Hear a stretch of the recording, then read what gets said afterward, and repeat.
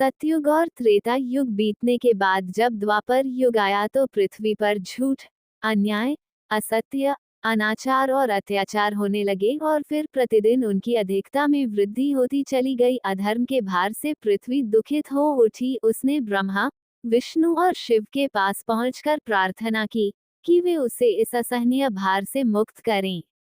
लेकिन वे तीनों ही पृथ्वी को इस भार से मुक्त करने में असमर्थ थे। कोई उपाय न देखकर विष्णु ने कहा, चलिए हम लोग भगवान के पास चलें, वही हमें कोई उपाय बता सकेंगे। विष्णु, लक्ष्मी, ब्रह्मा और शिव के साथ गोलोक में पहुंचे तो उन्होंने परब्रह्म परमेश्वर को कृष्ण के रूप में और उनकी माया को राधा के रूप में देखा। गोलोक के वृंदावन नामक सुंदर और सुरम्य वन में एक सुंदर आश्रम था। उसी के निकट एक नदी बह रही थी। विष्णु ने परब्रह्म परमेश्वर को पृथ्वी के दुख की गाथा सुनाई तो उन्होंने कहा, मैं पृथ्वी के दुख से परिचित हूँ। पृथ्वी को भारमुक्त करने के लिए शीघ्र ही मैं ब्रज में कृष्ण के रूप में अवतार लेने वाला हूँ।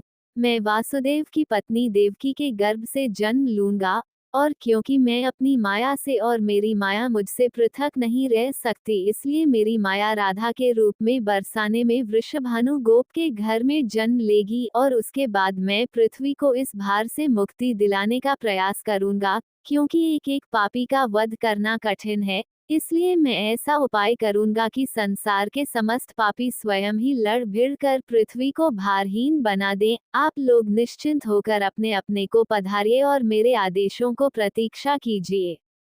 विष्णु आदि देवताओं ने परमेश्वर को प्रणाम किया और अपने अपने लोक में आकर परमपिता के आदेश की प्रतीक्षा करने लगे। कुछ समय बाद ही अत्याचारी और अनाचारी मथुरा नरेश कंस के कारागार में बंदी वासुदेव की पत्नी देवकी ने एक बालक को जन्म दिया। बालक के रूप में जन्म लेने से पूर्व ही भगवान ने उन्हें अपनी योजना बताते हुए आदेश दिया था कि वासुदेव जी उन्हें गोकुल में नंदगोप की पत्नी यशोदा के पास छोड़ आएं और उसी समय उनके गर्भ से जन्म लेने वाली कन्या को लाकर कंस के हवाले कर दें। वो कन्या मेरी योगमाया है। वासुदेव ने ऐसा ही किया और कृष्ण गोकुल में नंद गोप की पत्नी यशोदा की गोद में पलने लगे। उसी समय उनकी माया ने भी राधा के रूप में बरसाने के वृषभानु गोप की पत्नी के गर्भ से जन्म लिया, जिसका नाम माता पिता ने बड़े चाव से राधा रख दिया।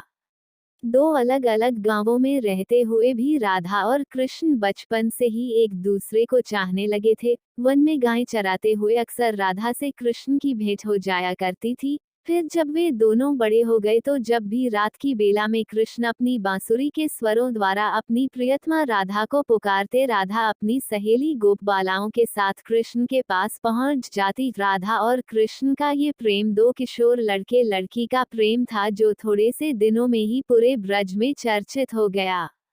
नंद बाबा और यशोदा ने चाहा कि कृष्ण का विवाह राधा के साथ कर दिया जाए। उधर बरसाने में वृषभानु और उनकी पत्नी कलावती की भी यही इच्छा थी।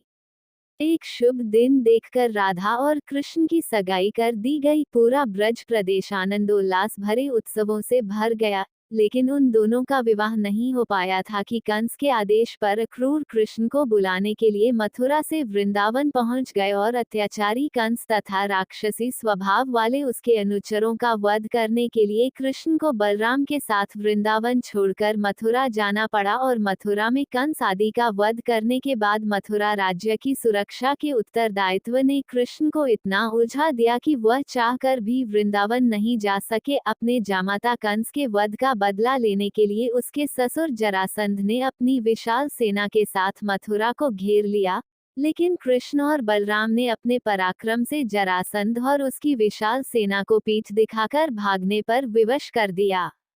लेकिन जरासंध पराजित होकर भी शांत नहीं बैठा। उसके कई बार मथुरा पर आक्रमण किए। मथुरा एक छोटा सा राज्य था और मथुरा नगर को सुरक्षित स्थान पर नहीं बसाया गया था। अतः कृष्ण ने मथुरा छोड़कर अन्य कहीं जाने का निश्चय कर लिया और जरासंध की विशाल सेना के बीच से मथुरावासियों को सुरक्षित निकालकर हजारों योजन दूर भारतवर्ष के पश्चिमी सागर तट पर ले गए और द्वारका नगर की स्थापना करके एक शक्तिशाली यादव राज्य स्थापित कर दिया।